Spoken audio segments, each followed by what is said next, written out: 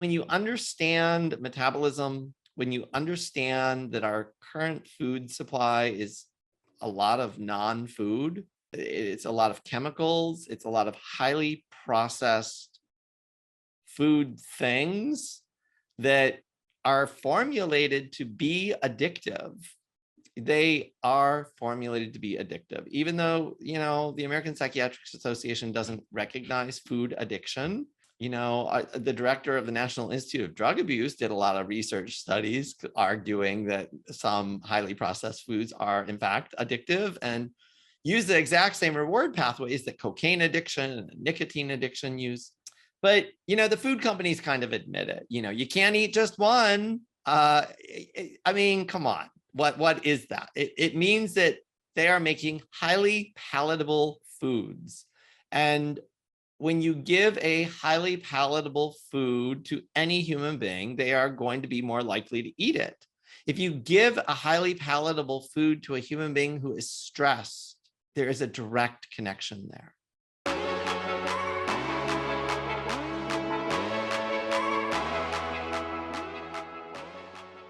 Very excited to dig into this. You've got this new book coming out called Brain Energy, where you discuss the inextricable link between mental health and metabolic health.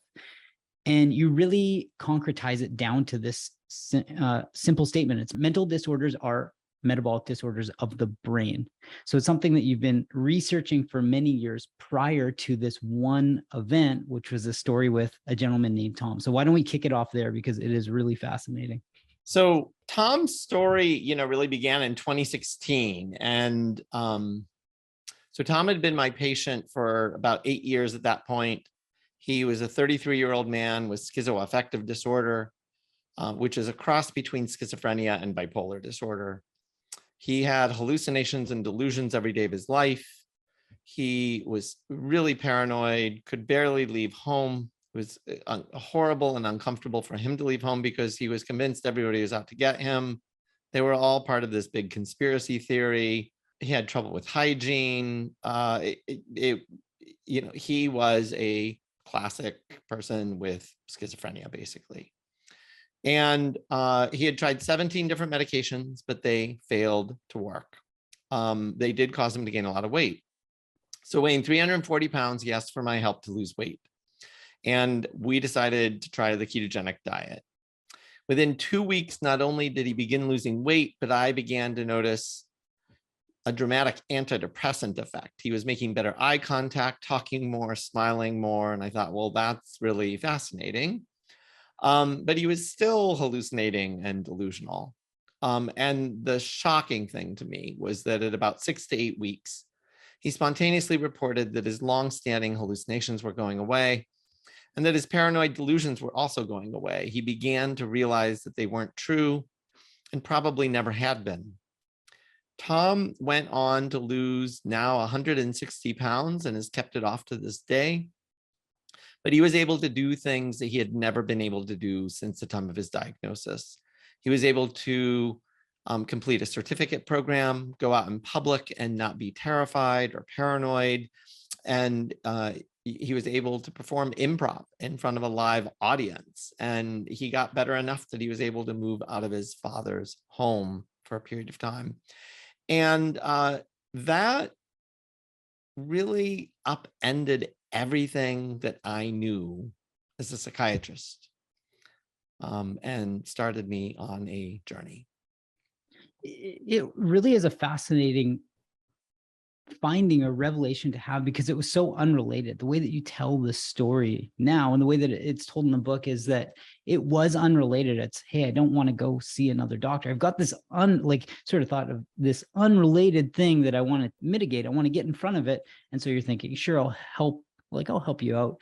What were you feeling when you first, the way that you tell the story is when you first sort of thought, I've read research around the idea of ketogenic diets being able to help out with things like epilepsy. I've sort of felt it before. I've seen some signs, but it felt like this moment that you thought, I can't be silent about this to the world anymore. And that seemed to be this deep dive into brain energy. So what were you feeling when as a medical professional, like, did you sort of feel this internal, I guess this internal dilemma of like, do I say something? Is it like too wild of an idea? Because it really is a very forward-thinking idea to think about diet, lifestyle choices, metabolic health, being able to mitigate serious mental illness. Yeah. It's interesting because at that point, I'd been using low carb and keto diets for a long time, but mostly with patients with depression. And I actually did not know about the epilepsy literature at that point. I didn't know that the ketogenic diet was even a treatment for epilepsy. I knew it as a weight loss diet. I had first come across it as the Atkins diet. And I also knew that it was really powerful for diabetes. I had used it with both my parents. Both of them had type 2 diabetes, and I had seen dramatic and remarkable improvement in their symptoms. And, with my father in particular, it was nothing short of miraculous for him for his type 2 diabetes. But this man had schizophrenia. And I was like, wait, this is impossible. I mean, my first reaction was disbelief. I was completely in disbelief. And the good news is that his father was involved, and there was actually another, mental health professional, a psychologist, who had been seeing him. And I actually had to go to both of them and say, are you guys seeing what I'm seeing? Because I can't believe what I'm seeing. Like, his schizophrenia symptoms are evaporating. And I've never seen anything like this. Even with the medication, I've never seen anything like this. And I didn't change his meds. He's on the same meds. This is crazy. Like, what's happening? And, sure enough, they confirmed it. And that's when I started doing a deep dive. That's when I learned that, the ketogenic diet is an epilepsy treatment. Who knew? And why had I never been told that? And that, for me, was really important as a psychiatrist. And the reason it was so important as a psychiatrist is because we use epilepsy treatments in psychiatry every day, in tens of millions of people. So we use medications like Depakote, Tegretol, Lamictal, Topamax, Neurontin, or gabapentin, Valium, Klonopin, Xanax. All of those are anti-seizure medicines. But most people who've heard of them actually have heard of them because of their use in mental health. And as I said, we use them in tens of millions of people. Turns out the ketogenic diet can stop seizures even when those pills don't stop seizures.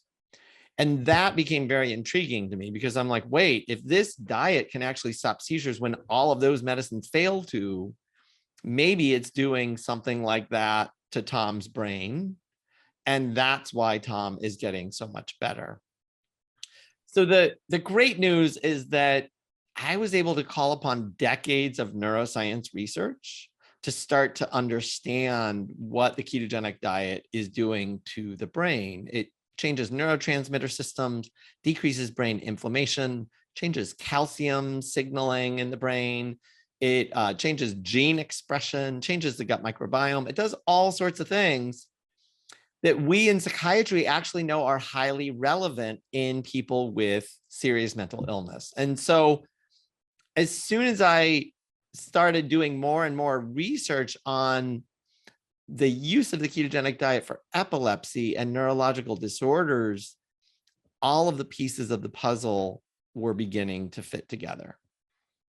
The interesting thing that you highlight too is the book is not the conclusion of the book isn't go eat a ketogenic diet and everything changes. Like, it's very much not that. There's so much deep science, and even the way that you steelman your own argument saying there are other diets. There are certain things that objectively are going to lead to metabolic dysfunction, mitochondrial dysfunction, and you go on how that ties into mental disorders. And that's the interesting thing, is that it's not just we'll get into correlation does not equal causation because it's such a fun thing to talk about in general in the world, but it's not, the conclusion is not go eat keto and you're like everything changes. It's an input to get this other output.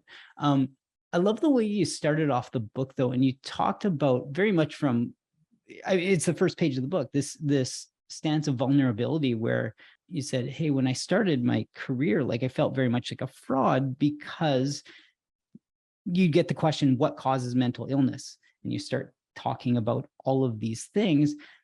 but everyone feels a sense of like, instead of just saying, we don't really know, we know that there are all of these underlying factors. This was this idea with Tom seemed to be this first foray into thinking through how important diet, lifestyle, we'll generalize it as metabolic health, but metabolic health is as an input, positive or great metabolic health to positive mental health.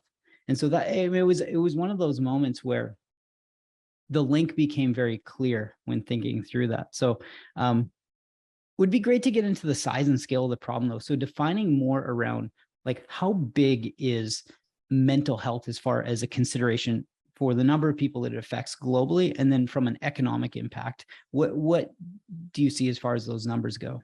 For people who don't know, mental illness is a growing crisis in the same ways that obesity and diabetes are growing crises. Mental disorders are a growing crisis. And they are now the leading cause of disability on the planet. They're the leading cause of disability in the United States and on the planet. And the disorder that tops the list of disabling diagnoses of all medical diagnoses is depression. Plain old bread and butter depression. And it's not because those people aren't getting treatment. Those people are getting treatment. They are trying antidepressant after antidepressant. They are in psychotherapy for years or decades. They are trying shock therapy. They are trying transcranial magnetic stimulation. They're getting ketamine injections. They're trying psychedelics. They are, thinking happy, positive thoughts. They're doing everything in their power to not be disabled and to not be miserable.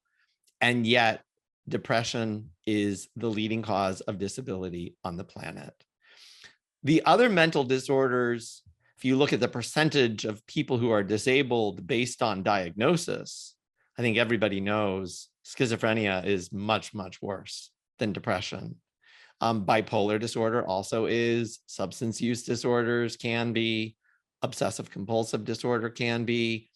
So the global statistics are really hard to measure right now because of the pandemic. The pandemic poured gasoline on an already burning inferno, really. Prior to the pandemic, in about 2017, the World Health Organization estimated there were about 1 billion people on the planet currently suffering from a mental or substance use disorder. In the United States, and that's about, 13% of the population or so. In the United States, the rates are higher, and they've been higher for many, many decades, actually. The United States, the rates are about 1 in 20, or I'm sorry, 1 in 5 people, 20% of the population in any given year will be affected by a mental or substance use disorder. If you look at lifetime prevalence rates, they're actually much higher. About 50% of all people in the United States will meet criteria for a mental disorder at some point or another in their life. But as I said, the pandemic has actually made everything worse. At the peak of the pandemic, so the CDC was actually actively and aggressively tracking rates of mental disorders during the pandemic. And at the peak, which was in 2020, at one point they were doing representative household surveys of like 1,000 or 2,000 people, just trying to get a sense for what is happening in the population. And at one point, about 40% of all Americans, or a representative sample of all Americans, reported that they were currently suffering from symptoms of depression, anxiety, PTSD, or a substance use disorder. I think the more alarming statistic was that they asked participants, in the last 30 days, have you seriously considered killing yourself? And 11% of respondents said yes. And when we look at the younger age group, they didn't interview people younger than 18. So the youngest age group was 18 to 24. And among that group, that statistic was 25%. 1 in 4 young adults said they had seriously considered killing themselves in the last 30 days. The rates have come down a little bit from that peak, but they are not back to the baseline rates. And so what we know is that mental disorders are actually an escalating and persistent crisis. They are a crisis right now. In terms of dollars, it's hard to estimate with the pandemic again. And the Biden administration actually just pledged, billions more dollars toward mental health. So I'm sure that will change the statistics, in a couple of years, we'll look back and have better data. But, prior to the pandemic, the estimates were that by 2030, mental disorders would cost the global economy about $6 trillion a year. And those costs include, direct care services, disability, productivity losses at work, and other societal costs. It's alarming. And where it's really eye-opening is there were a number of places where you talked about children and adolescents. There's one stat that you brought up that was around the rates of depression in children between 12 to 17. And over the course of, I guess it was between 2006 to 2017, depression had gone up by 68%. I mean, it's alarming, because we'll get into the biopsychosocial model in a sec, because that's an interesting way of thinking about mental health being an output to a number of inputs. But children are developing, and that's where it starts to really become clear that there are many inputs that are contributing to this. It's not just things like technology. It's not just environmental. It's not just, we can go on and on. You start to say, wow, what is happening at a societal level? What are we doing that is causing these increased rates of mental illness? That's increasing at an increasing rate.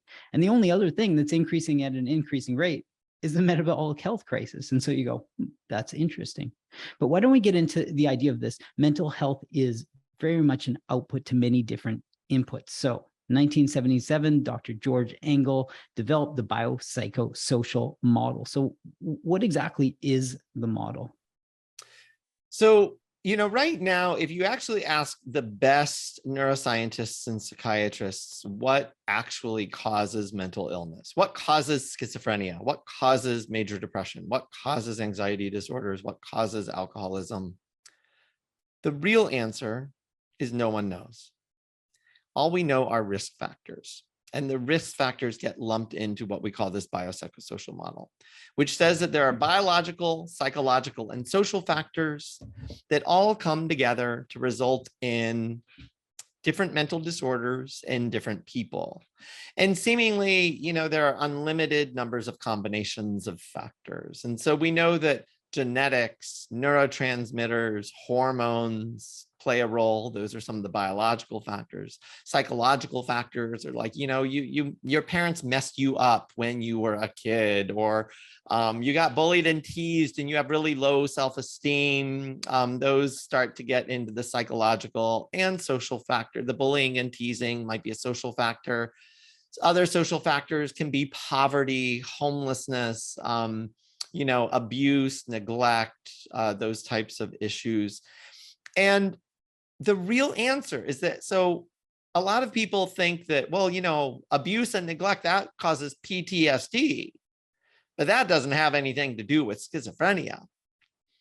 In fact, that is incorrect, that kind of assertion. So it turns out that the biopsychosocial risk factors confer risk for all mental disorders pretty much across the board.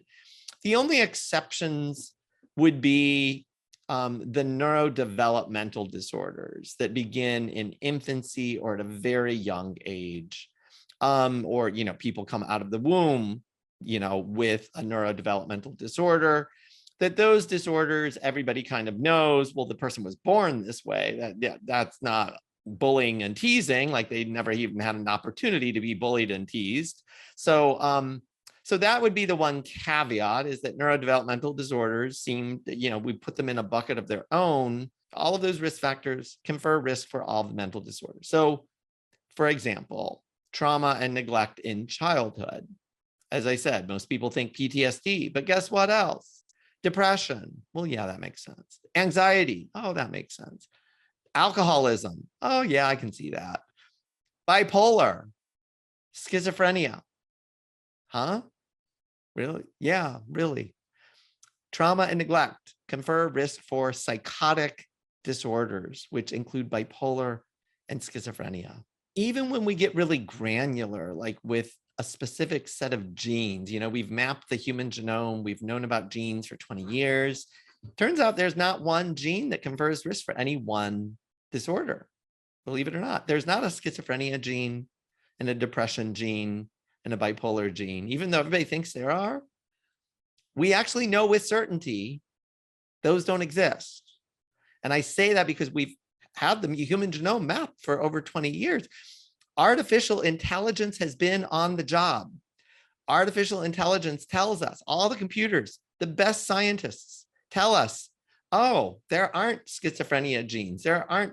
There's this gene, and it does increase risk for mental disorders, but it also increases risk for schizophrenia and bipolar and depression. Oh, and epilepsy too, and obesity and mental retardation. That's interesting. It increases risk for lots of things, not just the schizophrenia. And so when we look at any of the risk factors, they confer risk for a wide variety of disorders, if not all of the disorders. And that's where we're at in the field. And so it's this big, complicated mess is what it is. It's just a big, complicated puzzle that nobody can figure out. What is it that you think is the reason that lifestyle factors, lifestyle choices like diet, sleep, exercise, just overall metabolic health, why do you think it's been overlooked for so long? And there's been so much focus on the biopsychosocial model, like always trying to find that correlation. Well, it was this, it's exactly what you highlighted. Like this is the result for that, when really the foundation that you uncovered, it's all so far upstream. Why do you think so many people overlooked it for so long? We've been looking at the complexity of the brain to try to understand what causes these disorders. So that's first and foremost, is that researchers, for very good reason, for obvious reasons, have assumed that schizophrenia must be a disorder of the brain. Depression has to be a disorder of the brain.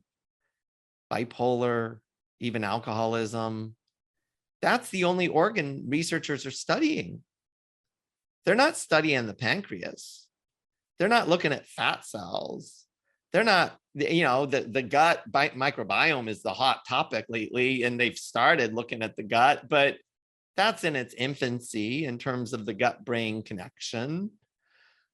But for the most part, researchers have focused on the brain and the complexity of the brain to try to understand mental illness. Again, good, it made sense. It was logical. It was the obvious place to look. But the shocking thing to most people is that the conclusion is that mental disorders are all over the map. So if we look at like a group of people all with major depression and we scan their brains, there are no consistent findings. If we look at a group of people with schizophrenia and we scan their brains, there are no consistent findings. The findings are all over the place. What we call this is heterogeneity. They're heterogeneous findings. So some people can have abnormalities in metabolism in some regions, but this person with the exact same diagnosis might have abnormalities in metabolism in a different brain region compared to healthy controls. And so that's part of it. And then we've had these signals for decades, literally 80 years. And we've had the clinical evidence for 200 years, at least, that there are these connections between what we call metabolic problems and mental disorders. So, we've known since the 1800s that diabetes and mental illness have strong connections, and they're bidirectional, meaning people with diabetes are more likely to get mental illness, serious ones, bipolar and schizophrenia and depression, but people with those disorders are more likely to develop diabetes. So that's been known since the 1800s. And that research continues to show that those connections persist to this day. So that's fairly well documented and established as fact. The beginning of the 1940s, we had all this metabolic research. Researchers studying schizophrenia actually took blood from people's veins and found that they had abnormalities in lactate metabolism. So you guys here at Levels, you know about lactate. Lactate is a kind of metabolic kind of marker. It's a marker of metabolic stress. If you really exercise and push yourself, then you're going to have higher levels of lactate. Well, schizophrenics who are just resting can have higher levels of lactate. And that was discovered in the 1940s. And in fact, in the 1980s, researchers were injecting lactate into people who have panic disorder. And lo and behold, when they did that, it would induce a panic attack in most of the patients. And it wasn't just the needle injection, because when they injected saline, nothing happened. Injecting lactate into a vein of somebody with panic disorder can precipitate a panic attack. So what does lactate have to do with a mental disorder? Mental disorders are chemical imbalances in your brain or neurotransmitters. They don't have nothing to do with lactate. Well, in fact, again, this in many ways, my theory is nothing new. My theory builds on decades and decades of research. But the challenge has been metabolism is really complicated. We're still trying to figure it out. And the brain is even more complicated, some would say. It really can't be, because metabolism is like the whole body. And so the brain has to be subsumed under that. But the brain is just freaking complicated. There's just no way around it. And there's so much we still don't know about the brain. And so you put those two fields together and it's like, well, it's just a mess. It's overwhelming. There's no way anybody can figure this out. Lots of researchers are just waiting on better computers, because better computers will have the computing power to figure this puzzle out. And that's where the field has been. And I am really hoping that my book will change all of that and just bring clarity, a big picture clarity to the issues.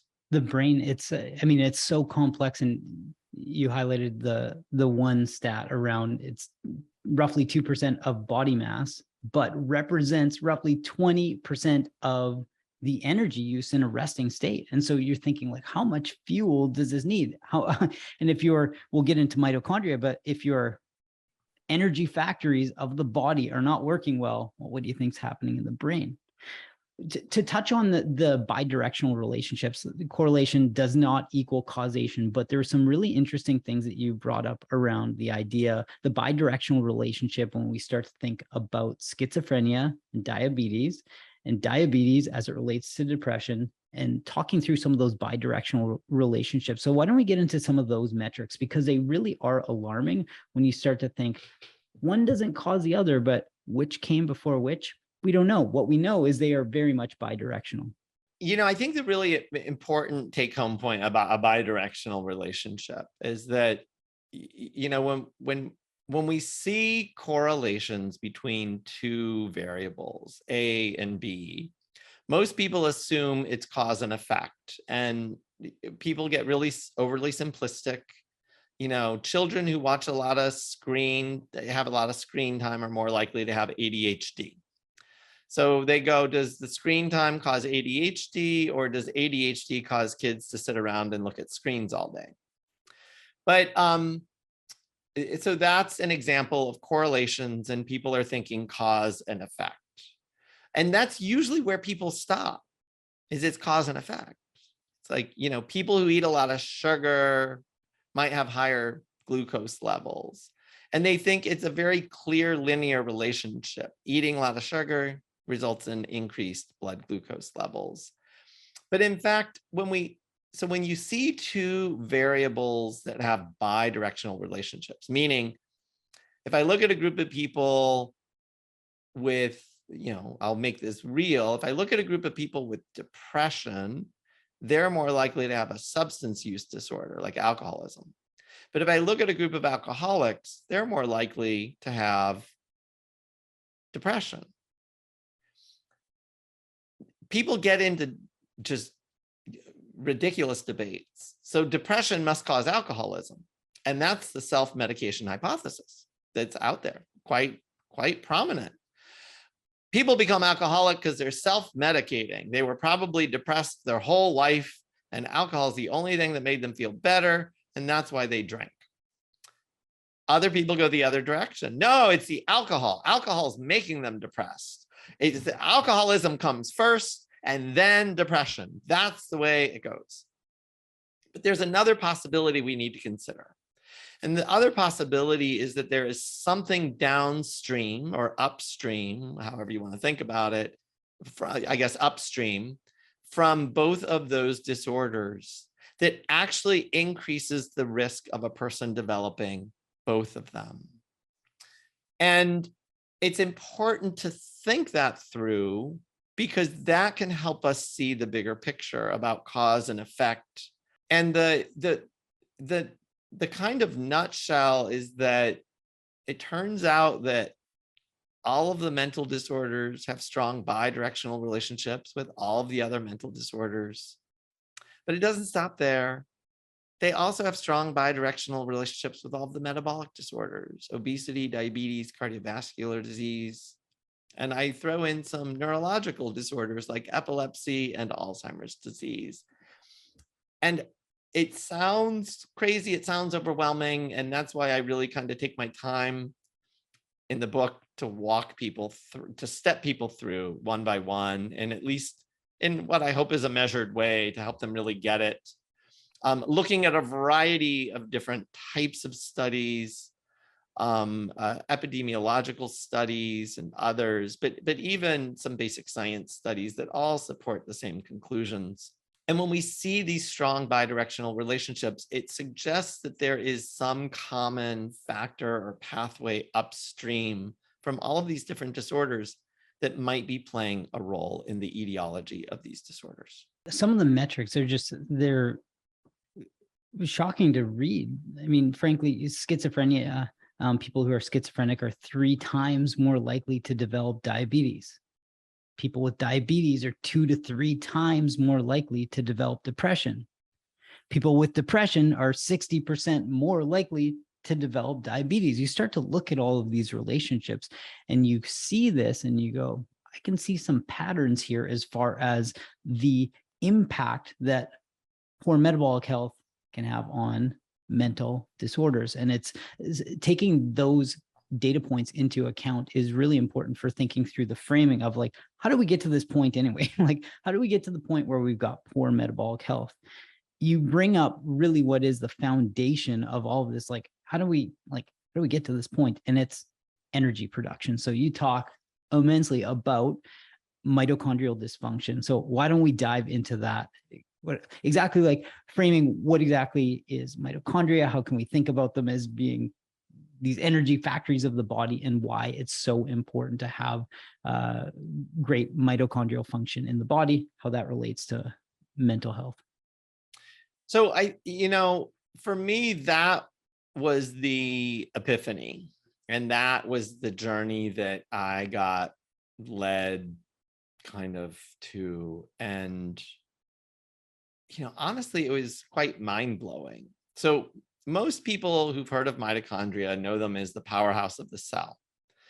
And that's what most people learn in school biology, whether it's middle school, high school, or even college. Powerhouses of the cell. That's what they do. And what that means is that they take food and oxygen and turn it into ATP, which is the energy currency of the cell.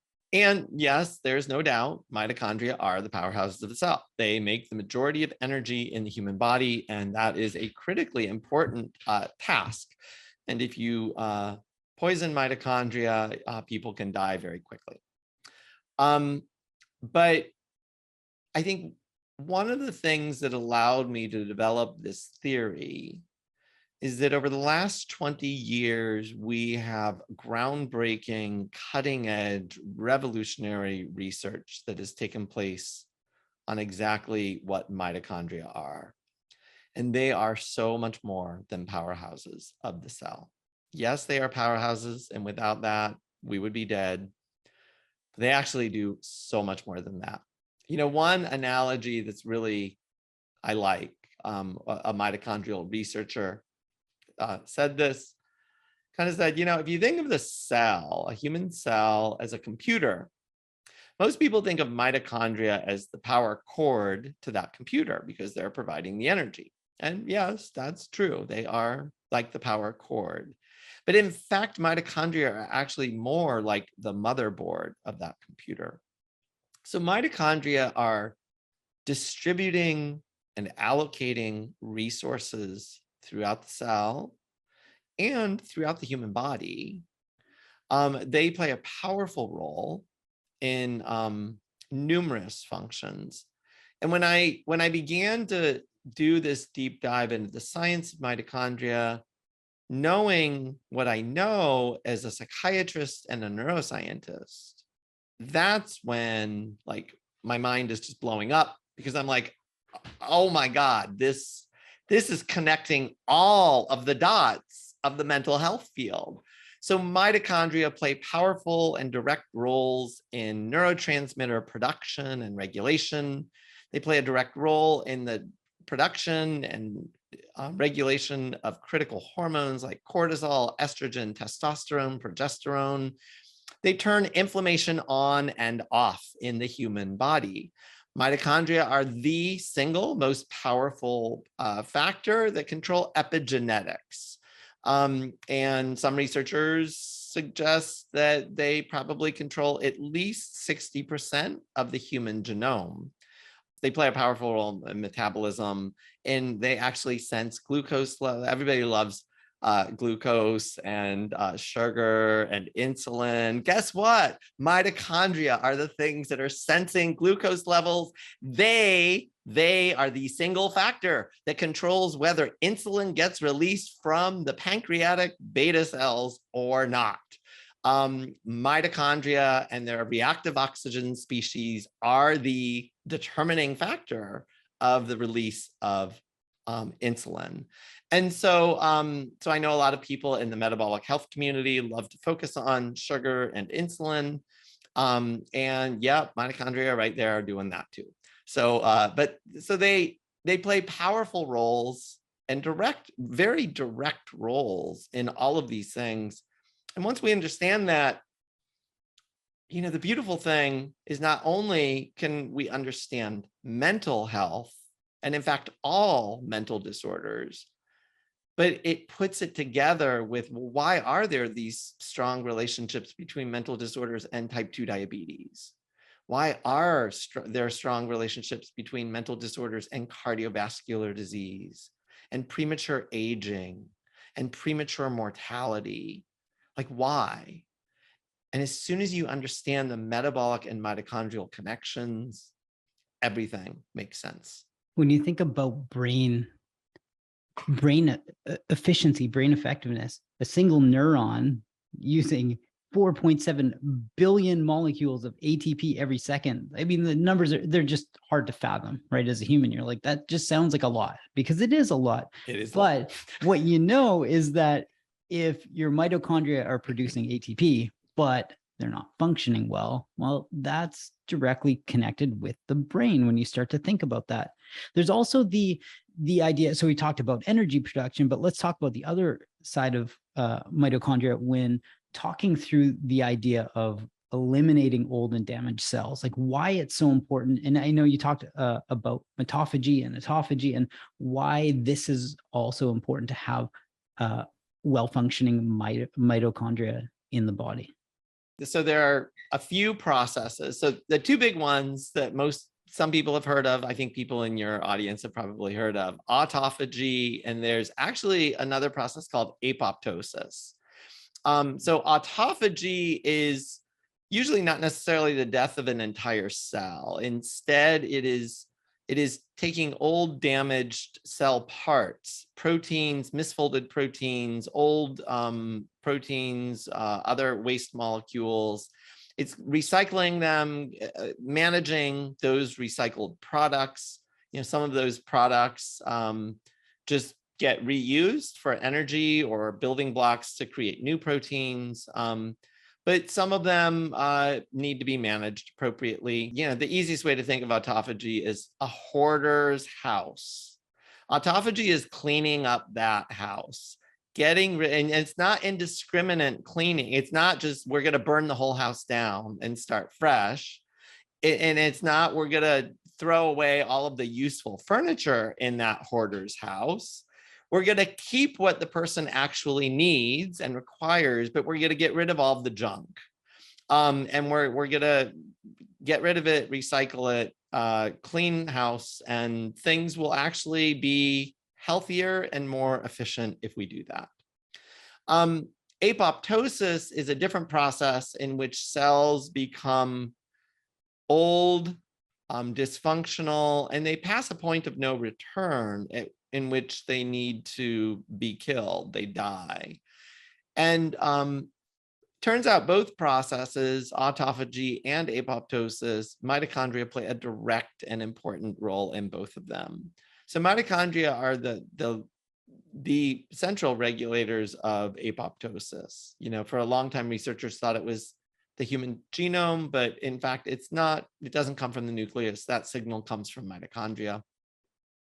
And autophagy is a process that gets stimulated, in particular during fasting states, or if somebody's on a ketogenic diet, you're actually mimicking the fasting state.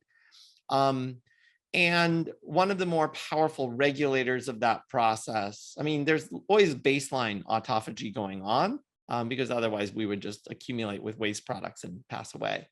So there's always a baseline amount going on, but you can really put autophagy into hyperdrive through fasting and fasting mimicking diets. And mitochondria play a direct role in creating the signals that start that process.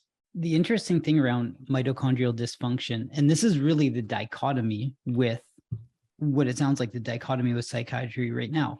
There is a time and a place which you state for prescribing medication. It's not to say like, let's not do it at all. There are things like seizures where you said medication can help. That is true. If a person seizes for too long, they'll pass away. But the challenge is that, and this is the dichotomy, is like you prescribe medication, but then that can lead to, in some cases, mitochondrial impairment. And so you're sitting there going, oh, you're trying to weigh out what to do. And I'd imagine as a medical professional that that's always one of these things that you're trying to think about the cost and the benefit of whether you prescribe or how you can mitigate in different ways with things like a metabolic program. Yeah. So, the mental health field, and anybody who has ever taken a psychiatric medication, at least most of them, certainly not all of them. Stimulants like Ritalin and Adderall, actually, if anything, have been used for weight loss. Stimulants have been used for decades for weight loss, and they actually speed up metabolism. And they increase mitochondrial function. They increase the production of energy and heat. And that helps people burn calories. So there aren't any kind of across the board, themes for psychiatric medications, but there are classes of psychiatric medications, in particular the antipsychotics and some of the mood stabilizers, but also some of the antidepressants and other types of meds that we know with certainty impair metabolism, and we know with certainty impair mitochondrial function. And for the most part, these were just thought to be side effects. It's just the price we pay. And because psychiatric disorders are sometimes dangerous and life-threatening disorders, these are the pills that seem to work. Any good clinician knows, and I don't know any clinicians who feel good about the fact that we're causing metabolic harm. I don't think anybody does. I have met a couple of what I would call clueless clinicians who think, well, if they just ate less and exercised more, they wouldn't be gaining so much weight. And I'm like, that is really heartless and cruel and naive and actually stupid of you to say, because anybody who takes these pills gains weight, essentially. I mean, it is an extraordinarily rare human being who can take some of those pills and not gain weight. So it's unfair to put all the blame on the patient, but we've known this. But again, it's just assumed these are side effects. And metabolism, that has nothing to do with mental illness, and diabetes, that's really not, even though we've kind of known since the 1800s, well, but these are just side effects of the meds. That it has nothing to do with the actual effect of the medication on the brain, because the brain isn't where diabetes is. Diabetes is in the pancreas. And anybody who actually knows metabolism now actually knows, no, actually, it's not all located in the pancreas. The brain actually is playing a role in sensing glucose levels and controlling glucose levels, and actually playing a role in the secretion of insulin from the pancreas. So believe it or not, the human body is really interconnected. And that includes the brain. The brain is actually really integral in that interconnection. I think the really profound revelations of the brain energy theory are that these metabolic connections are, in fact, not at all side effects. They represent the direct impact of these medications on the brain and the body, and it is directly related to their ability to suppress symptoms. The challenge is that although some of these medications can suppress symptoms in the short run, they may very well be making matters worse in the long run. And I don't say that lightly. I know how controversial that will be. I also just want to say, if anybody listening is taking a psychiatric medication, please, please, please, please do not stop your medication on your own. Do not try to taper yourself off your medication on your own. I can tell you with certainty that I have seen patients manic, psychotic, suicidal, severely depressed, many of them hospitalized, some of them arrested, some dead, because they took it upon themselves to stop their medications. So once you've been on these medications, I'm sorry, you are in a difficult position now, and it is not, you cannot just easily get off them. So please do not stop them on your own. Please don't try to taper them on your own. Please work with a competent healthcare provider who knows what they're doing and can help you safely get off them if you decide that that might be something you want to attempt to do. But you also have to have a treatment plan in place, because simply getting off medications may not be an effective treatment plan. It's kind of like if somebody gained 100 pounds from the medication, simply getting them off the meds doesn't make them automatically lose that 100 pounds. They have to put other treatments or strategies in place. And I'm particularly interested not in people's weight, although I can help people lose tremendous amounts of weight. I'm interested in brain function and brain symptoms that impair and disable people. And so it needs to be done safely, and it needs to be done responsibly. The terrifying thing is that we may, in fact, be prescribing medications that are keeping people chronically ill. And, quite honestly, as a psychiatrist who has prescribed these medicines for 27 years now, it's heartbreaking. It's heartbreaking to do a deep dive into the science and come to that conclusion. I always knew that the medications were causing metabolic harm, but for a long time, I just bought the paradigm hook, line, and sinker that, well, these are just side effects. They're just the price we pay to treat serious disorders. These are serious life-threatening disorders. I'm saving people's lives by prescribing these medicines. It is heartbreaking to think that maybe I was keeping people ill as a result of those treatment strategies. And I really do feel like the brain energy theory delivers very clear, testable hypotheses, largely supported by the existing evidence that we have. So I'm not just, this is not a speculative theory.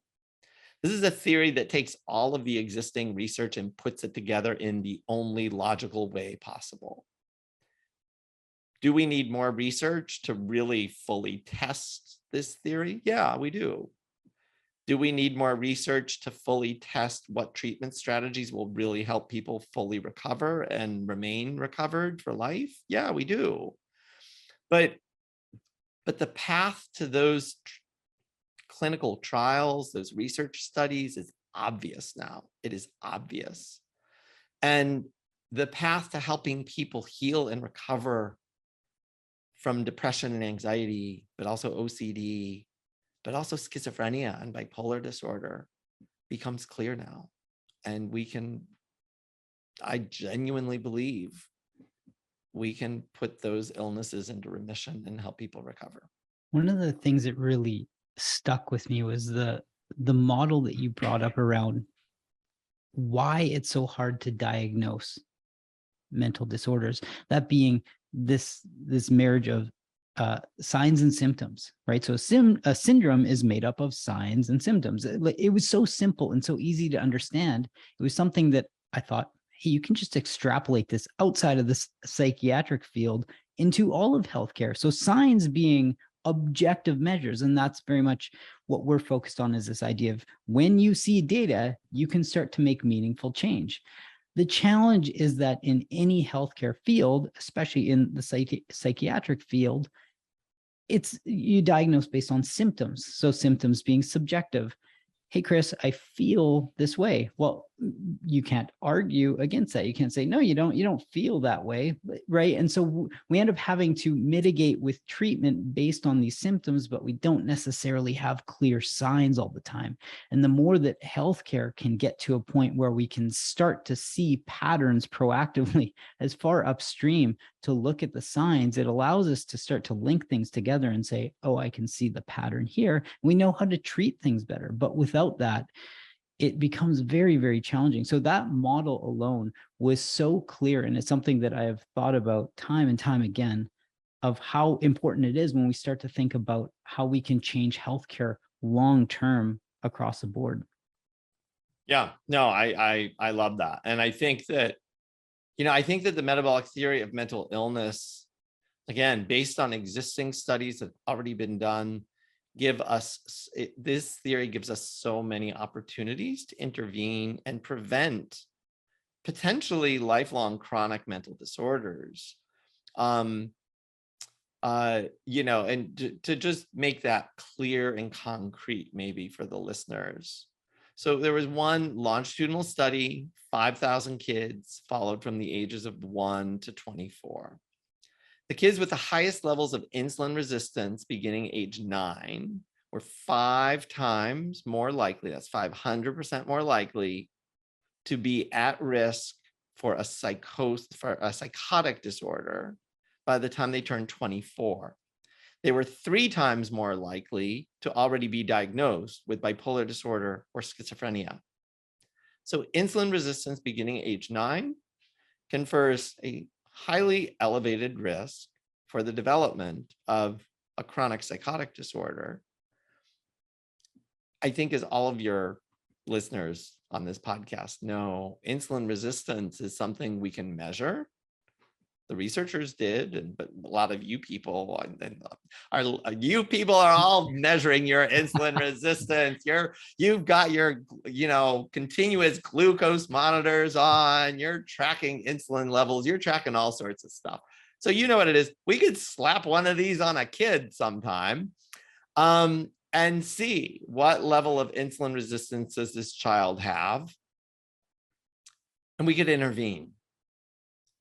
And we can do things with diet, exercise, and other lifestyle strategies to address insulin resistance. Now, I actually think insulin resistance is it is a biomarker of extraordinarily complicated metabolic and mitochondrial things happening in the human body. Some people think of insulin resistance as you eat too much sugar and then you have insulin resistance. I don't see it as such a simple construct. Yes, if somebody gorges on sugar all the time, yeah, they probably will develop some insulin resistance, but that's not the only cause of insulin resistance. Trauma causes insulin resistance. If your mother was starving or grossly underweight while she was pregnant with you, that puts you at risk for insulin resistance. You didn't do anything wrong. It has nothing to do with your diet. It has to do with your fetal programming by your mother based on her environmental circumstances. So the only way the brain energy theory works is that we have to think more completely and in a more complex way about what is metabolism and what does it mean to have a metabolic problem. Because only then can we start to understand mental disorders. But I actually think this theory is extraordinarily useful to people who want to lose weight. I think this theory is going to be extraordinarily powerful to people who want to prevent a heart attack or to people who want to better control their diabetes. Because for all of those people, if you're a low carb enthusiast, like I am, I make no mistake, I'm not the enemy here. I am a low carb enthusiast, a keto enthusiast. Some might even call me a keto quack. I'm with you. Low carb and keto are not the cure-all for everything in the human species. They just are not. And we need to be more sophisticated than that. And we need to be clear that trauma, neglect, epigenetic and genetic factors are playing a role. Hormonal factors are playing a role. Inflammation from things that you cannot control. You might have gotten an infection. You might have chronic Lyme disease. You might have COVID, long COVID, which the latest research suggests is a chronic infection for some people. Their bodies are not clearing the virus. That is not diet. That doesn't have anything to do with carbohydrates, but it will cause insulin resistance, and it will cause mental problems potentially, and it will cause metabolic health problems. And I think when we think more comprehensively in those ways, we can actually fully address human health in more effective ways. You touch on adolescence, and that's a really important one. There's a section of the book where you brought up ACE scores. So children, there's so much research out there. You hear it all the time where a child that comes from an environment or that's surrounded by certain conditions that are adverse in some way, shape, or form, could be physical abuse, it could be substance abuse, it could be bullying, the list goes on. And it's really easy for us to rationalize it as a society and go, well, yeah, that makes sense. I can see a link between having poor mental health and having high ACE score. But when you tied it back to kids with high ACE scores also have a 25 to 52% higher probability of having either being obese or having diabetes, those are the things that you go, yeah, but that's a metabolic disorder, right? And you look at all of these things. Now we can extrapolate it many different ways. Was it their diet growing up and whatever it might be? But in general, when we start to bucket these things out, you go, wow, around the points you brought up for kids that have higher rates of insulin resistance and how that can lead to higher rates of bipolar disorder, higher rates of schizophrenia. It's alarming, and it's saddening, especially as a parent. You think of all these things that you try to mitigate, you try to get in front of them.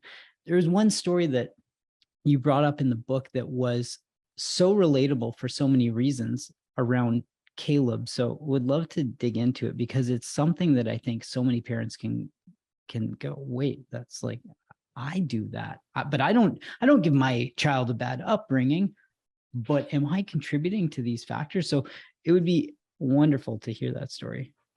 Caleb was a kid, young boy growing up in a middle-class family, really upper middle-class family. He had a reasonably good life, but he has strong family history of all sorts of mental disorders, bipolar disorder, depression, substance use disorders, psychotic disorders, suicide attempts. So, most people would say, well, that's not good. From a young age, he was, diagnosed with ADHD. Parents initially wanted to try to avoid medications. So he got psychotherapy. Parents were working with the school. They tried all sorts of different strategies to try to help him, but none of those worked. At some point, they decided to try stimulant medication, which is kind of the standard treatment for ADHD. And for a few days, it actually worked great. Caleb was able to focus better, and like everybody noticed an improvement. Parents and teachers all noticed significant, dramatic improvement overnight with the use of a stimulant. But within a week or two, he couldn't sleep. And they tried different stimulant preparations, long-acting, short-acting, lower and higher doses, different times of the day. It really tried to figure out how to make this work, and nothing was working. And then the psychiatrist was like, well, let's put you on a sleep medicine on top of your stimulant to make sure that you do sleep. And that's where parents said, they'd already been tinkering with this stimulant and nothing was really working. And so in some ways he was able to focus, but in other ways things were getting worse because of the insomnia. So he was getting more irritable and having some tantrums and other problems. So the parents actually said, no, we're not interested in adding more pills. We will stop the offending pill and figure out what to do. Caleb did not get better with just stopping that stimulant. His symptoms persisted and evolved. So now he starts developing mood symptoms. He's getting depressed. He's throwing tantrums in school. He's getting disciplined frequently.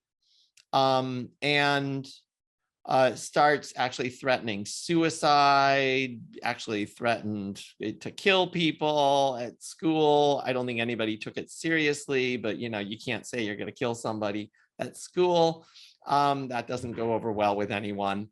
And would actually jab himself with a pencil sometimes, not necessarily breaking his skin, but people were alarmed and very just appropriately concerned.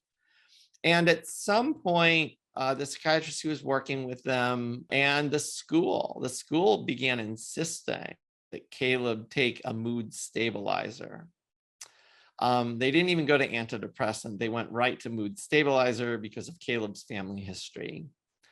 And parents said, no way, and instead wanted to try a metabolic treatment strategy. And we ended up trying two things.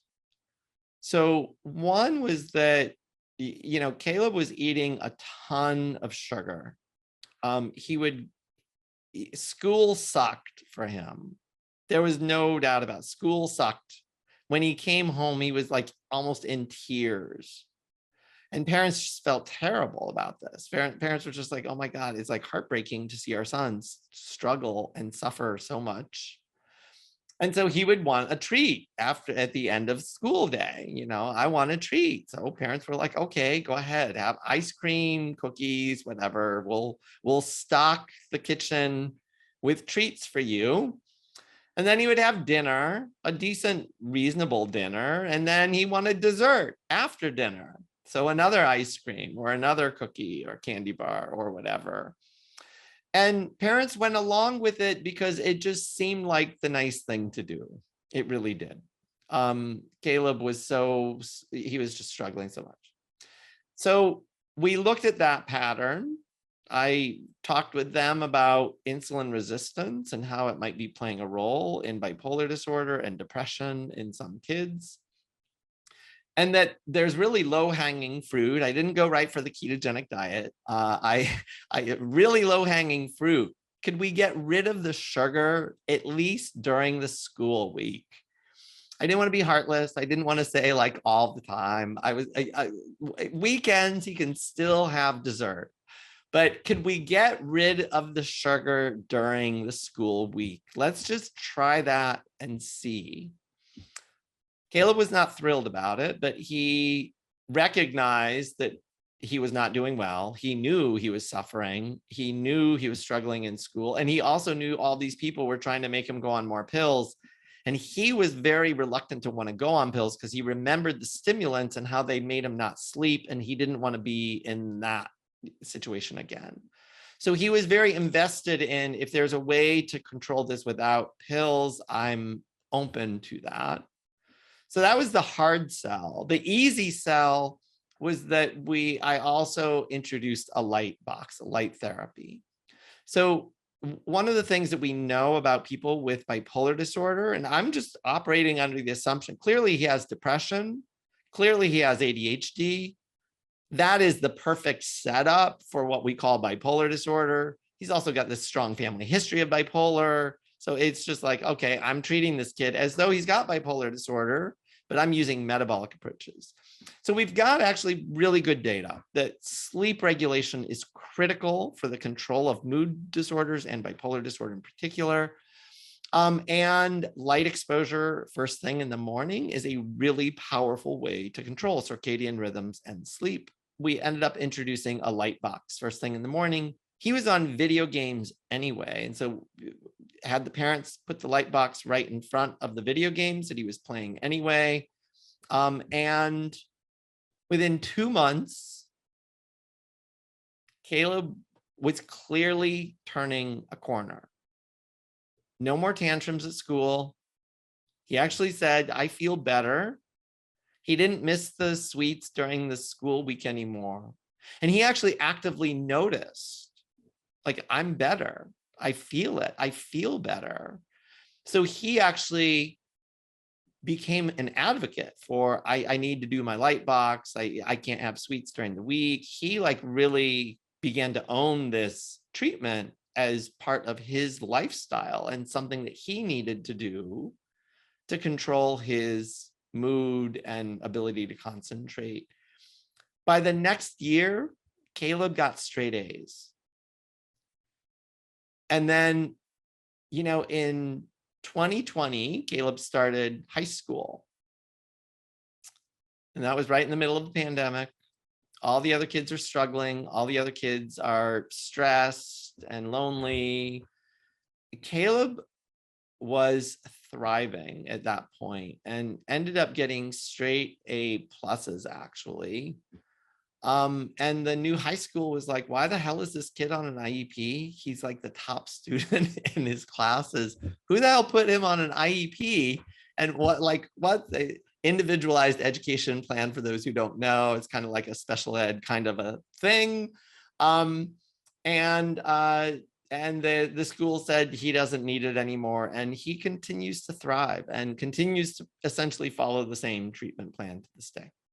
It's the thing that we do, I think, as a society, to give Rob Lustig a hat tip. He talks all about sugar is love. Like we think we're doing a favor. We think we're doing something positive for a child, or if you're a grandparent and you're doing it for grandchildren, it's I'm going to give sugar, because you don't want to be thought of as like the bad person that, oh, it's deprivation. And we're not, like, as we learn more, we're not doing anyone any favors. Caleb, you said it directly. Caleb felt better and noticed it. And these are all things where you go like, it's almost like, why are we, not to be too hyperbolic about it, but why are we poisoning with certain things? We give highly processed food to kids because we think it's, oh, they're kids, they should have treats. We give things that are extremely high in sugar. And it doesn't mean that we should be so prescriptive that kids have a, we'll call it a difficult relationship with food. They're learning too. We want them to understand what whole food is,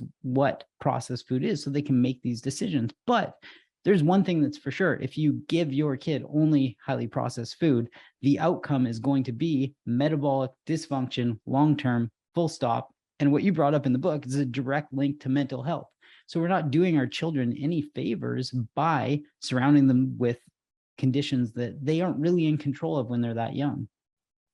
We're not. And I think most people don't at all understand or appreciate, even clinicians don't understand and appreciate these connections with mental health. Most people think that the processed food and the sugar is all about weight. And we're a fat shaming society, and we're getting beyond that. And we don't want to be fat shaming people. And kids have a high metabolism anyway. They can eat that stuff. They can eat that stuff and burn it off. I'll just have them go run around the house a little bit, or go play baseball or whatever. And that'll help them burn off those calories. So it's a win-win. I, as a parent, get to, give them treats. They like me and love me for giving them treats, and they're burning off their calories. I think that really is the way a lot of people see it and think about it. And when you understand metabolism, when you understand that our current food supply is a lot of non-food, it's a lot of chemicals, it's a lot of highly processed food things that are formulated to be addictive. They are formulated to be addictive, even though, the American Psychiatric Association doesn't recognize food addiction. The director of the National Institute of Drug Abuse did a lot of research studies arguing that some highly processed foods are in fact addictive, and use the exact same reward pathways that cocaine addiction and nicotine addiction use. But, the food companies kind of admit it. You can't eat just one. I mean, come on. What is that? It means that they are making highly palatable foods. And when you give a highly palatable food to any human being, they are going to be more likely to eat it. If you give a highly palatable food to a human being who is stressed, there is a direct connection there. The reason the parents wanted to give Caleb that food is because they knew it would decrease his stress response in the moment. And it did. When people are highly stressed, they have intense cravings for that food. So if his parents had just, willy-nilly decided to deprive him of it without a clear rationale, without a clear plan, without clear kind of objectives of this is what we're trying to measure, Caleb would have experienced that as just cruelty or deprivation. Because again, when any of us are stressed, we crave highly palatable and high calorie foods. That is in our biology. It is in our biology. I think that it's probably an evolutionary adaptive strategy for when humans were stressed in other ways. Like stress can be starvation or war or, famine or abuse. And if you're in any of those situations and you see some food around, you should probably take the opportunity to eat it, because you might not have another opportunity in the next few days. And so when animals are highly stressed, and food is right in front of them, they are going to eat it. And I imagine, as much as we shame people for that, like, oh, you're stress eating, we need to just recognize and respect our biology. Our biology is driving us to do that. And there's nothing wrong with our biology, but there are things wrong with the foods that we're eating. And people can become trapped in a vicious cycle. Once they're addicted to it, then they start getting stressed because their blood sugars are on a roller coaster. And now they need to eat that food not be in response to the stress, but the cause of the stress is actually the food that they're eating. And it's just a mess. And that's how people kind of go into metabolic and mental problems. We're very much creatures, irrational creatures of the dopamine factory that exists inside of us to keep hitting that button and just keep going, because it feels really good. Filling those reward pathways, it just feels good in the moment. And we hyperbolically discount long-term outcomes with short-term gains. I need this now. When you think about that and behavior change, there's one line that you brought up that is, well, it's a motivation problem. And you frame it as, it's not. There is not a motivation problem. It's a metabolic one. And that being this idea around the economic impact you highlighted around by 2030, $6 trillion in economic impact based on treating mental disorders. When you think about it from a productivity standpoint, like people want to get to work, people want to live very average lives, people want to feel good. How do you think about long-term behavior change, knowing that we are these creatures of hitting that dopamine button over and over and over again? It's a question that I get asked a lot. And, other researchers, clinicians, patients,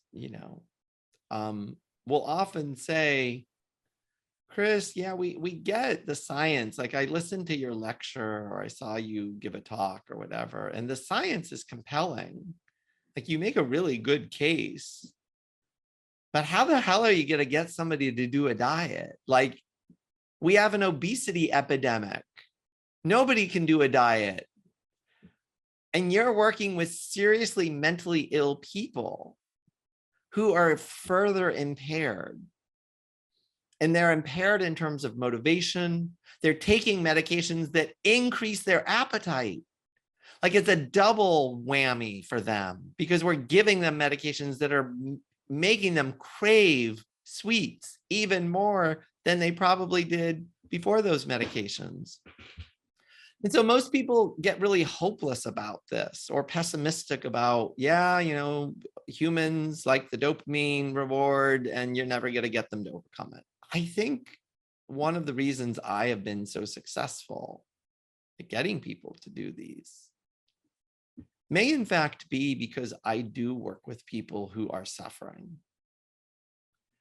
And suffering is a powerful motivator. And if somebody's just a little bit overweight, it doesn't physically hurt them to be a little overweight. It may not even emotionally or psychologically hurt them. It might. There's fat shaming, or maybe you really want to go out with that hot boy or girl or man or woman, whatever, and they don't look at you because you're a little overweight. And some will say, oh, that's suffering. But that's not the kind of suffering I deal with. I deal with people who are tortured by their symptoms, who are depressed, who have no self-esteem, regardless of what they look like. I deal with people who are tormented by hallucinations and delusions or addiction. And those people desperately want to make those symptoms stop. And so when I talk with them about metabolic treatments, it's more than diet. For some, it's exercise. For some, it is diet. For some, it's sleep regulation. For some, it's getting off substances that are harming their metabolism. So there are lots of different metabolic treatments. But when I talk with them about a comprehensive metabolic treatment strategy, and I give them accurate and actionable information, which includes all of the downsides.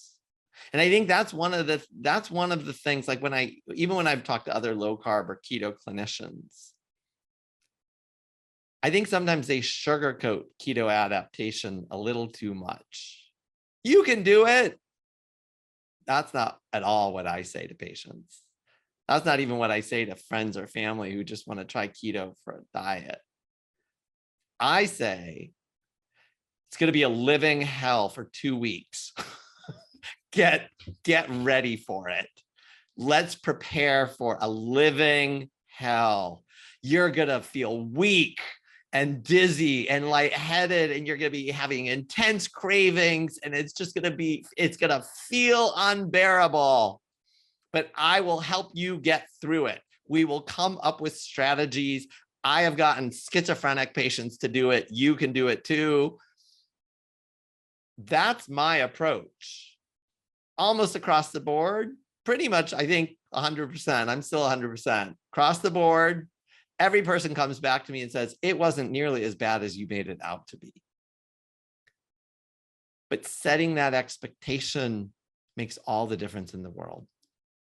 Because if you tell them this is a really easy diet to do, you can do it.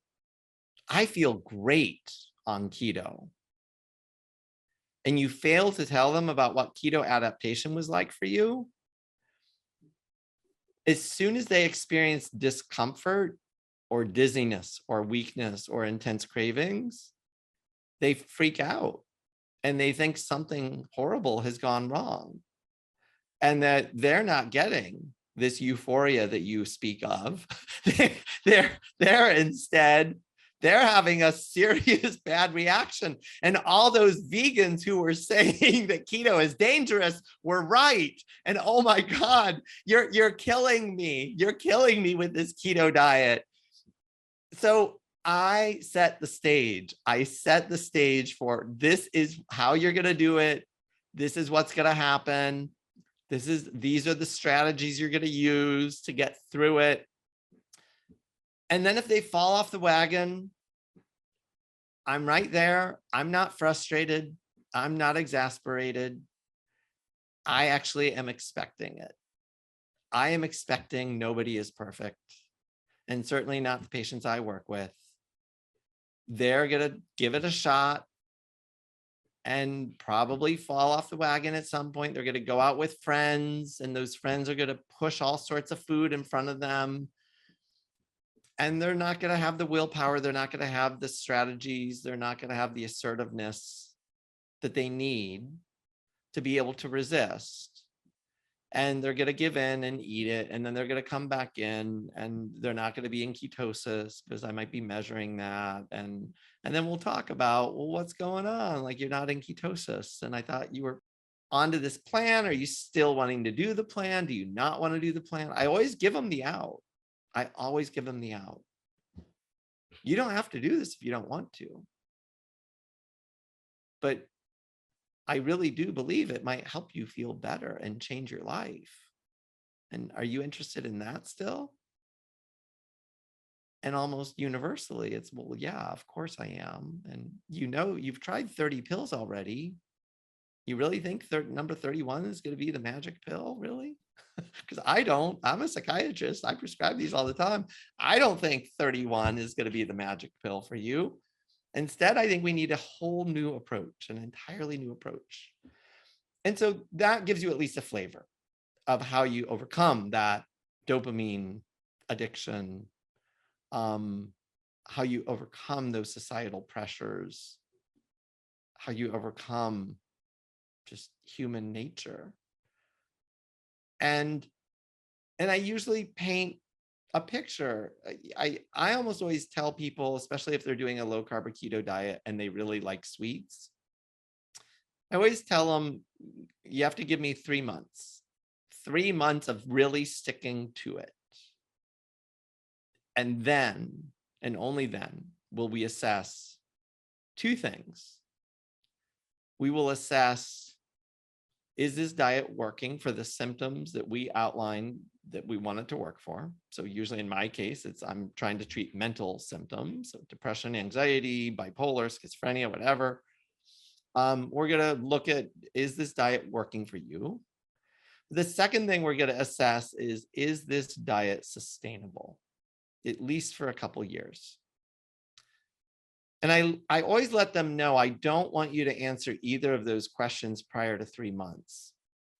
And the reason is because some patients will say at like the 6-week mark, some patients will experience dramatic improvement in their mental symptoms, but they will still be having intense cravings for bread or ice cream or other sweets that they can't have on the diet.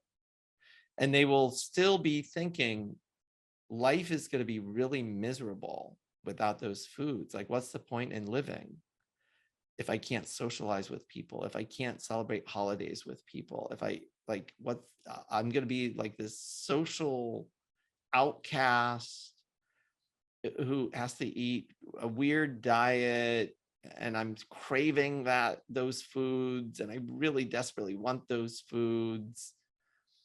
The shocking thing is that for the majority of people, if they can get through 3 months of it, that goes away.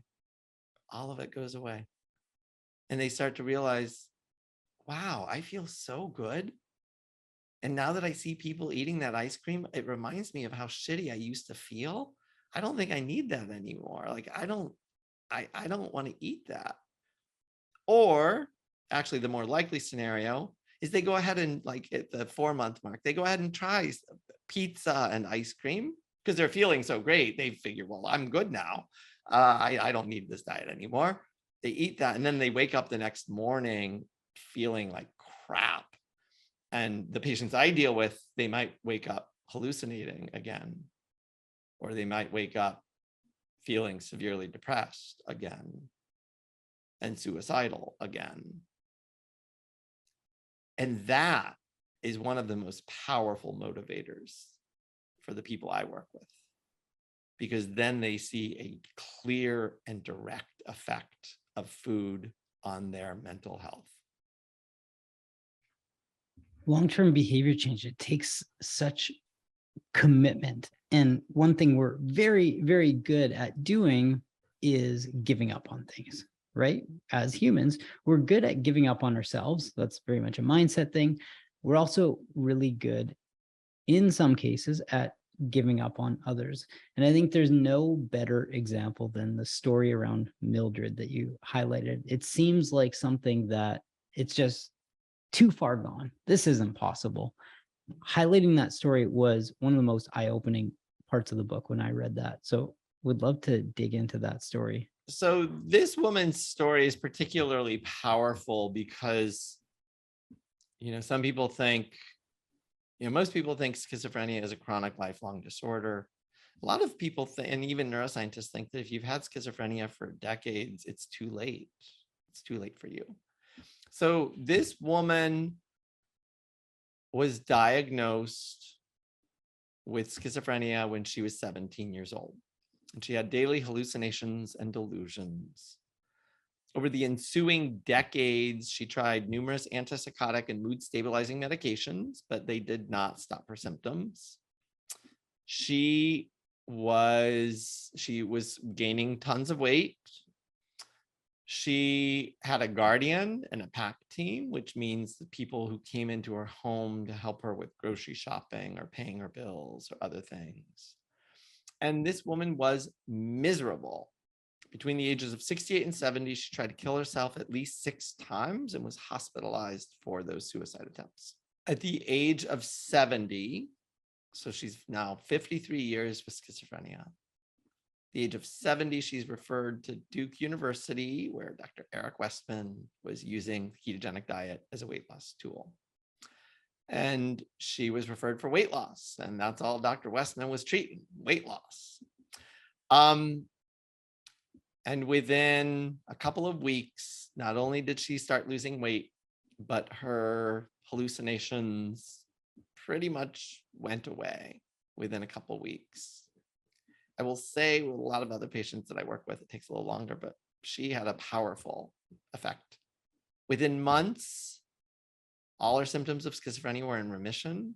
Within a few more months, she was off all her psychiatric medications and remained in remission. This woman went on to live for another 15 years, symptom-free, medication-free, no more mental health professionals, no more suicide attempts, no more psychiatric hospitalizations. She had an entirely new life. And, when I last spoke with her, she actually was really happy and actually asked me, almost pleaded with me, to please tell her story to as many people as I could. Because she hoped that if her story could even spare one other human being the living hell that she had to endure for 53 years, that it would be worthwhile.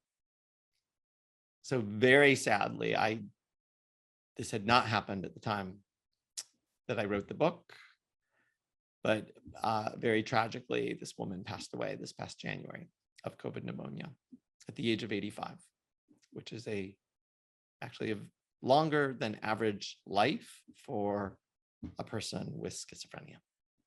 Such a powerful story, and it's a reminder that she lived for such a prolonged period of time after making this change. Like, you think, well, I'm in the tail end of my health span and my lifespan, being 70 years old. People don't know, once you get to an older age, they might not know how many years they have left, because things can change. She lived for 15 years. It's just an incredible story to think that she had a life that was very different than the life that she knew. So thinking how we can make these changes, with whether it's with friends, whether it's with family, but things are in more of our control than we think, when we start to think about metabolic impact and how we can make changes to make positive mental health changes. So in thinking through, there's two last things to touch on. So one of them is around, why is it so hard they're very much macro conditions. There's government, there's academia, there's the medical field as a whole. But when thinking through what's, I guess, like the biggest challenge when you think about why implementing something, the brain health model, implementing this changes, it just still feels like there's more of a movement that needs to be done. When you think through these challenges, what is the largest one that we face? I think the biggest challenge in the mental health field is the stigma of mental illness. Society for centuries has just wanted to discard the mentally ill. They are considered subhuman by many. They are considered criminals. In fact, the US prison system is the largest provider of mental health services in the United States. Homeless shelters are filled with the mentally ill. Lots of mentally ill people are disabled or living less than optimal lives. They stay at home. They don't go out. They don't have as many friends as other people. That stigma makes people not really care about them, not really care about providing resources for them, treatment for them. The tragedy is that when we pair it with the gross ineffectiveness of the current mental health treatments, that just serves to further shame and stigmatize and humiliate the mentally ill. So we put them on pills that are not effective long-term, and we know that based on all of the controlled trials that we have, all of them. There are no trials showing that we can put even 50% of patients with any diagnosis, depression, anxiety, any diagnosis.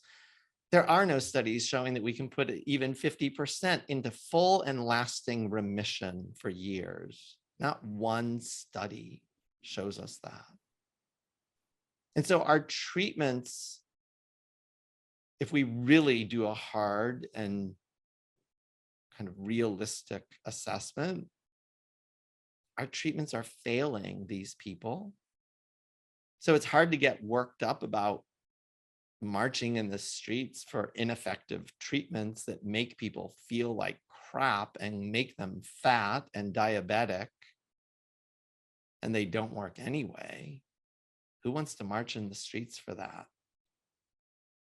And back to the stigma, and it's just the mentally ill anyway. They're defective, they're weak. Those are the biggest barriers that we have. And I am 100% convinced that nothing will change if we do not get a grassroots movement. If people don't join me and others demanding change, demanding treatment programs that use metabolic strategies to help people fully heal and recover from their mental disorders, if we don't get insurance companies to start paying for this, if we don't get government and others to start funding research for this, nothing's going to change. And the status quo will remain, and mental disorders will continue to skyrocket, and will probably take on a larger and larger portion of disability throughout the world. Now, I really honestly am aware of that pessimism. And I am begging people to join us because I've devoted my career to this work. I know these people deserve respect. I know these people deserve better lives. And so I desperately want people to join this movement. So if people want to make change, those around them, friends, family, what are some tactical things? What are small things that they can do aside from read the book, of course, follow you on Twitter, make sure that people are part of this movement? What are small things that they can do as far as tactics to make this change, to educate others about it, to do things for those around them to make this positive impact? You know, the biggest thing is that I am hoping to create a home at brainenergy.com. So I'm going to encourage people to go to a website, brainenergy.com. By November 15th, there will be a free self-assessment, help people assess their mental health and their metabolic health with some objective markers that I think might be really useful. So that will give people an assessment. I'm not giving you a treatment plan. I'm giving you an assessment. I cannot treat the world's population based on some small computer algorithm. So, but it will help inform people about, here are some areas you might think about changing, might help you determine whether you've got insulin resistance or not, might help you think about blood pressure, your weight, and other things, but also your mental health, a lot of mental health things. And it will give you some ideas about, here are some things that you might want to work on. You can take that to, if you're struggling yourself, or if you know somebody who's struggling, help encourage them to do that. Take that, you know, friends, family, other metabolic or, you know, mental health podcasts, listen for strategies. How can I improve my insulin resistance? How can I improve my blood pressure? What can I do to get stronger, fitter? What can I do to add some meaning and purpose in my life? You could take that assessment to your healthcare provider, whether it's your general practitioner, whether it's a mental health provider. But also at brainenergy.com, I am hoping to start the grassroots movement. I really want change. And I think the first step is that we need numbers. We need people. And that means I want you to tell other people, if you are persuaded by the metabolic theory of mental illness, if you see even a tiny sliver of the hope that I see in this for the masses of people who are suffering, I need you to spread the word, to tell people about this. Whether they buy the book or not, I really kind of don't care. My publisher will kill me for saying that, but My goal is not to sell books. My goal is to sell a theory that can transform human health, mental health for millions and millions of people. And that means people need to have this knowledge. They need to know why and how. Why does this work this way, so that you can talk with healthcare providers in a competent, knowledgeable way. But also, what are some strategies that I can use? What are some problem areas that I might identify? And then I want to advocate for change. I want insurance companies covering this. I want government funding this. And that means we need numbers. If we get millions of people, I know that sounds audacious and grandiose, and maybe it won't happen. Maybe nobody cares. Maybe nobody believes me. That's fine. You don't believe me? Go ahead. Go figure it out. You come up with better plans, please. But for the people who do believe me, trust me, nobody else is going to do this. Nobody's going to do it for you. If you know somebody with a mental illness, I'm not asking you to do it for me. I'm asking you to do it for that person. I'm asking you to do it for the people that you know with mental illness who deserve better lives.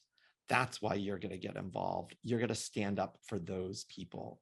You're going to stand up for your sons, your daughters, your spouses, your parents, your siblings, your friends, your coworkers, or just the little kid down the block that you see is tormented. You're going to stand up for that person, and you're going to get involved.